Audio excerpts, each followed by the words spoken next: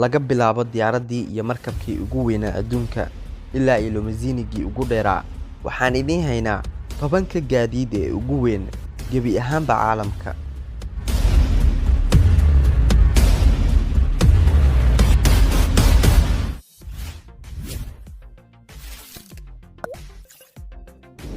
Dodge Power Wagon. Sheekh Xamaad bin Xamdaan waa xubin ka mid ah qoyska boqortooyada ee Abu Dhabi, sidoo kalena wuxuu ka mid yahay ragga ugu taajirsan caalamka. Wuxuu isticmaalay qayb ka mid ah lacagihiisa si uu ugu soo iibsaday kooxdiisa gawaarida ee aadka u qaaliga ah, waxaana ka mid ah gawaaridaas gaariga ugu weyn caalamka, waana gaariga aadka u weyn ee Dodge Power Wagon ee 1950-yadii, kaasi oo dib loo soo cusboonaysiiyey. waxaana marka la fiiriyo xajmiga iyo weynanka taayirada ee gawaarida noocan oo kale ah ay noqonayaan kuwo aad u xadidan. Culayska gaarigan qiyaastiisa wuxuu gaaraa 50 tan, asigoona ka kooban qolal fadhi, qol suuli iyo qol jiko iyo cunno ah, waana sidii mid u muuqda guri intii uu u ekaan lahaa gaari. wuxuuna wataa matoor uu awoodiisu gaarayo 300 oo lixaad faras, taasi oo ka dhigaysa inuu ku socdo xawaare gaaraya 65 kiiloomitir saacaddii. Panzer 8 Maus waa mid ka mid ah taangiyada Jarmalka ee uu adeegsaday dagaalkii labaad ee adduunka, waxaana sameeyey Ferdinand Porsche oo laga yaabo inaad ku garanaysid shirkadiisa baabuurta ciyaaraha samaysa. Dhererka taangigan wuxuu gaaraa 10 mitir, halka baliciisa uu yahay 3.5 mitir. Culayskiisana wuxuu gaaraa 207 tan, waxaana laga sameeyey 2 moodel oo keliya oo ka mid ah noocyadan taangiyada ee aadka u waaweyn. sidoo kale dusha sare ayuu taangigan ku wataa hub aad u culus, ayadoona xawaaraha taangigan uu gaaro 20 kiiloomitir saacaddii. NASA Crawler Transporter. 60-meeyadii waxay samaysay wakaaladda NASA gaari aad u weyn oo lagu qaado labada dayax-gacmeed ee Saturn 1B iyo Saturn 5 in laga soo qaado halka dayax-gacmeedka la farsameeyey uu yaalo ilaa la geeyey halka hawada sare loogu diri lahaa. ayay ahayd in loo baahdo soo saarista gaarigan, wuxuuna ahaa 10-meeyadii sane ee xigtay mid aad loo isticmaalo, ayadoona uu soo maray dhowr dayactir iyo cusboonaysiin ah. wuxuuna dhererka gobolkan handaseed uu gaaraa 40 mitir, baliciisase waa 35 mitir, halka culayskiisana uu yahay ku dhowaad 3,000 oo tan. Crawler Transporter xawaarihiisa marka uu xamul sido waa 1 mayl saacaddii, halka 2 mayl saacaddii uu yahay marka uusan waxba sidin. Bilaas 75,710. inta badan wuxuu iskorogayaashu noqdaa baabuur aad u weyn, balse marka la eego dhanka macaadinta wuxuu gaaraa weynankooda qiyaasooyin kala duwan. taasna waxaa tusaale kugu filan gaarigan xamuulka ee Bilaas 75,710, waana gaariga xamuul ee ugu weyn caalamka. waxaa lagu sameeyey dalka Belarus. culayskiisa waxa uu gaaraa 360 tan asiga oo maran. dhererkiisa waa 20 mitir, halka baliciisa uu yahay 10 mitir. awoodda qaadidiisa ayaana ah culays dhan 450 tan, si ka duwan gawaarida kale ee liiska inagu jira. Bilaas 75,710 ayaa laga soo saaray tirooyin aad u badan laga bilaabo wixii ka dambeeyey sanadii 2013. awoodda matoorka uu wata gaarigan waa 2,300 oo lixaad faras, halka xawaarihiisa ugu sareeya uu gaarayo 64 kiiloomitir saacaddii, wuxuuna qiimihiisa uu joogaa $6 milyan. Bagger 288. makiinadan waxaa loo isticmaalaa dhanka macaadinta, waxaana samaysay shirkadda Thyssen Group sanadii 1978, ayadoona loo sameeyey shirkadda RWE ee ka shaqaysa tamarta iyo macaadinta.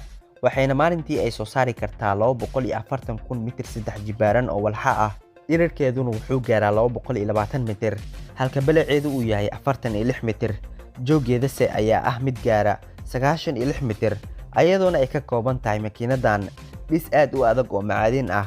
waana mid ka mid ah mashiinada ugu culus ee socda ee uu bini'aadamku sameeyey, wuxuuna culayskeeda uu gaaraa 83,500 oo tan. kaxaynta culayskan iyo gaaridda heerkan waxqabasho ayay cuntaa makiinadan 16.5 megawatts oo koronto ah. xawaaraha u sareeya oo ay jari kartana waa 10 mitir daqiiqadii. gaariga limousine-ga ee ugu dheer caalamka. sidoo kale limousine-gan waxaa loo yaqaanaa The American Dream. J. Orberg oo ah nin xariif ku ah samaynta gawaarida gaarka ayaa u sameeyey mid ka mid ah asxaabtiisa gaarigan, kaasi oo lagu diiwaangeliyey si rasmi ah sanadii 1999kii buugga dhacdooyinka layaabka leh lagu qoro ee Guinness World Record, asigoona lagu tilmaamay gaariga ugu dheer caalamka. gaarigan dhererkiisu waa 30.5 mitir, wuxuuna ahaa gaari raaxo oo qaali ah oo leh qalabyo horumarsan, waxaana uu watay limousiinigan 26 taayar iyo usii dheeraanshaha 2 shir oo laga hagi karo barkad yar, sariir weyn oo gudihiisa ku jirta, iyo meel ay ku soo degaan diyaaradaha helikabtarta. xilli dambe ayaa laga iibiyey gaarigan mid ka mid ah shirkadaha si ay ugu samaysato xayeysiimaheeda, balse markii ay ka soo wareegtay muddo 15 sano ah waxaa la soo helay asigoo laga hajiray oo burbursan.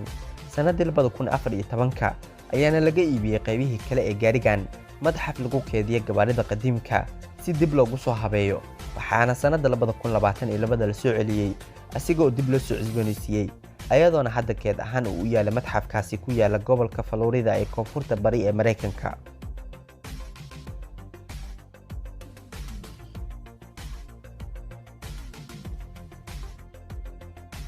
T-Rex RH400 waxaa la sameeyey cagaf-cagaftan sanadii 1997kii, ayadoona ay samaysay shirkadda T-Rex, waxaana la wareegtay sanadii 2010 cagaf-cagaftan shirkadda Bucyrus. ugu dambeyntiina cagaf-cagaftan iyo shirkadaasba waxaa iibsatay 2011 shirkadda Caterpillar. T-Rex RH400 waxay ahayd xilli cagaf-cagafta hydraulic ee ugu weyn adduunka. culayska cagaf-cagaftan wuxuu gaaraa ku dhawaad 980 tan, halka afka gacanta ee hore lagu qaadi karo halkii mar 45 mitir laba jibaaran oo ah maadooyin ceeriin ah. quwadda asalkana waxay ugu imaanaysaa cagaf-cagaftan labadeeda matoor ee marka la isku darasiinaya awood gaaraysa 4400 oo lixaad faras.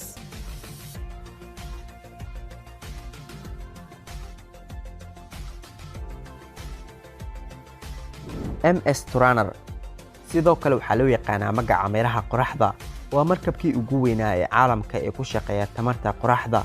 dhererka markabkan wuxuu gaaraa 31 mitir, waxaana ku dadan dushiisa sare 530 mitir laba jibaaran oo ah looxa ilayska qoraxda lagu dhaliyo tamarta. sanadkii 2012 ayuu noqday MS Turner markabkii ugu horeeyay ee ku shaqeeya tamarta qoraxda, kaasi oo socdaal ku sameeyey caalamka. haddana markabkani waxaa gacanta ku haysa jaamacadda Geneva, ayadoona u isticmaasha sida markab shaybaar oo sabeynaya badda. MS Turner wuxuu qaadi karaa oo keliya rakaab gaaraya 12 qof iyo 4 shaqaale oo ka shaqeysa markabka, waxaana uu jibiyey markabkan diiwaankiisa xawaaraha ee ugu sareeyay safarkiisii ka bilaabanayay Las Palmas ilaa iyo jasiiradda Saint Martin ee badda Caribbean-ka. safarkaasi oo ahaa mid qaatay 22 maalin oo keliya, waxayna taasi noqotay mid aad u xiiso badan marka loo fiiriyo markab ku shaqeynaya tamarta qoraxda.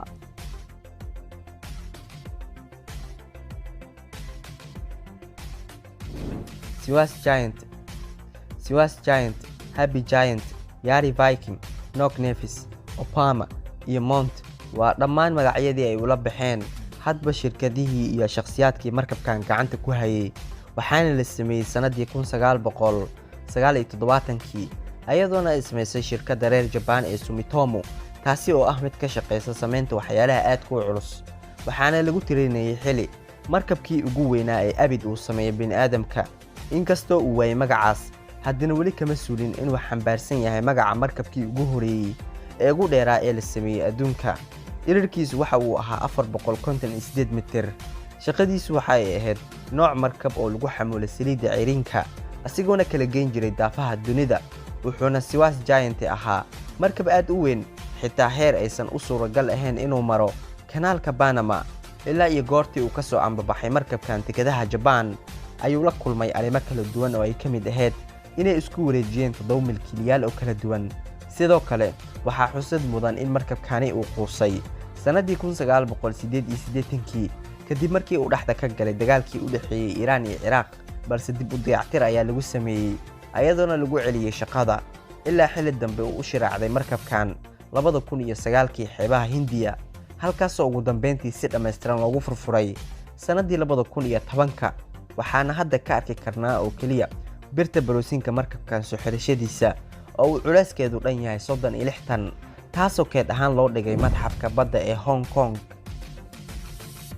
Antonov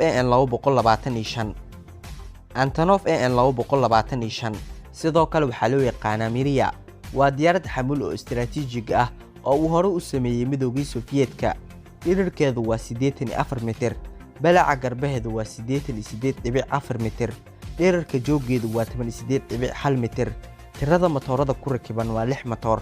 Dhammaan taayirada ka caawiya degista diyaaraddan waa 32 taayir. Culayska diyaaraddan ayada oo maran wuxuu gaaraa 285 tan. Awoodda xamuulka ay qaadi karto waa 250 tan. Xawaaraha ugu sareeya oo ay jari karto waa 850 kilomitir saacadii. Waxay samaysay safarkeedii duulimaadii ugu horeeyay sanadii 1988, waana wixii ugu cuslaa ee duula oo uu bini'aadamku sameeyey ilaa iyo hadda. Waxaana loo sameeyey in lagu qaado diyaaraddii dayax-gacmeedka ee Buran. taasina waxay qayb ka ahayd barnaamijyadii iyo mashaariicdii hawada sare ee uu watay Ruushka. Markii la joojiyey barnaamijkii hawada sare ee Buran, Antonov AN-225 ayaa howlgabtay muddo 8 sano ah ilaa xilli dambe dib loo soo cusboonaysiiyey, ayadoona ay si toos ah ula wareegtay shirkadda duulimaadyada ee Antonov Airlines. Bishii November sanadii 2004 ayaa ururka ciyaaraha duulista ee adduunka ee loo soo gaabiyo FAI markii uu eegay diyaaraddan u soo sharaxay in lagu daro buugga diiwaangelinta dhacdooyinka adduunka ee Guinness World Record. Marka taas laga soo tago, waxaa la siiyey diyaaraddan Antonov 225 diiwaangelinta qaadidda xamuulkii ugu cuslaa ee hawada la mariyo. Markii ay qaaday sanadii 2009 hal safar oo keliya, culays xamuul dhan 189,980 kilogram. Sanadii 2002 ayayna si toos ah u bilowday diyaaraddan ka shaqaynta dhanka duulimaadyada ganacsiga. sidoo kale markii uu ka dilaacay adduunka cudurka safmarka ah ee koronaha horaantii 2020 waxay diyaaraddan gacan weyn ka geysatay soo qaadidda xaddi aad u badan oo daawooyin ah kuwaas oo ay ka soo qaadi jirtay Shiinaha kadibna geyn jirtay daafaha dunida. balse nasiib xumo intii uu socday duulaanka Ruushka ku qaaday dalka Ukraine ayaa ku burburtay diyaaraddan sanadii 2022 garoonkii ay ku qarsaneed ee Hostomel Airport ama sidoo kale loo yaqaan Antonov Airport ee ku yaala nawaaxiga magaalada Kiev. waxayna diyaaraddan kaga tagtay shacbiyad aragti horumar u ah tiknoolajiyadda adduunka ee uu gaaray aadanaha dhanka duulimaadyada ee casrigan.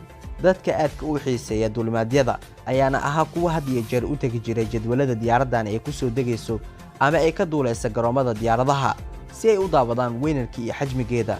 sidaas oo kale dadka qaar ayaa ahaa kuwa ka qaadan jiray diyaaraddan Miria sawirro iyo muuqaalo si ay u keedsadaan xusuusteeda.